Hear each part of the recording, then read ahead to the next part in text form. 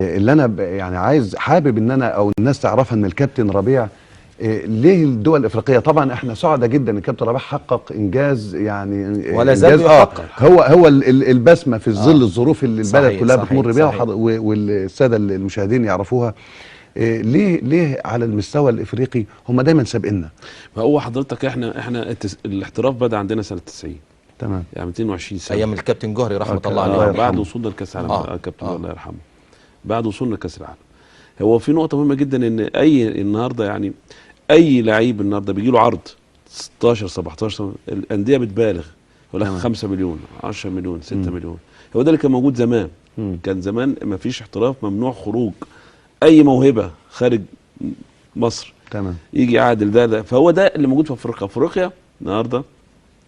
بيبقى دايما بيبقى في عقود بين الانديه وبين الاكاديميات اللي موجوده في اوروبا كلها. تمام. دي حقيقه. تمام. الولد الصغير بياخد 5 سنين 6 سنين 8 سنين 10، بيجي في المنتخبات بيبقى نجم كبير وحاجه جميله جدا. ما بيبالغوش في المبالغ اللي بتطلب، بتبقى بمنتهى السهوله. مبالغ بسيطه جدا للانديه، عباره عن صفقات توأمة في اتفاق. هو ده الشغل بتاع افريقيا. عشان كده افريقيا تلاقي مثلا مصر بتلعب كوت ديفوار، في من 20 لعيب 18 لعيب محترف بسهوله، وفي اعتى انديه اوروبا.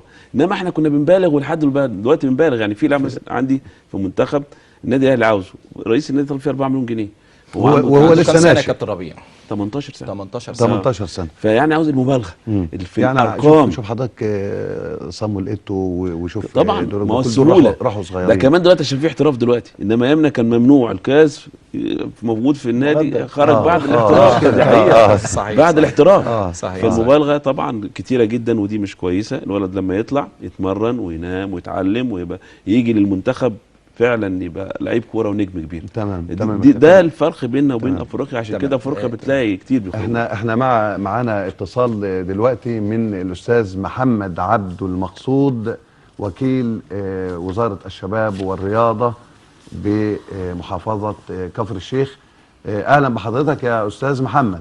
اهلا بك يا استاذ مأمون. نورتنا وشرفتنا، وسعداء ان احنا حضرتك تتصل بينا ونسمع صوتك. والاستاذ محمد عقيل عنده سؤال لحضرتك. مساء الخير طيب يا محمد اسمح لي بيه. قبل ما اسمع السؤال بس ارحب بضيوفك واقول اهلا وسهلا بكم وباسره البرنامج وبضيوفك الكرام، وكل عام وانتم بخير بمناسبه هذه الايام المباركه. وانت طيب. طبعا بدايه يسعدني طبعا ان اكون اول المتحدثين او في اول حلقه من حلقات برنامجكم الكريم، ونتمنى له التوفيق ونتمنى ان يحظى ملاعب الشباب يا محمد بيه.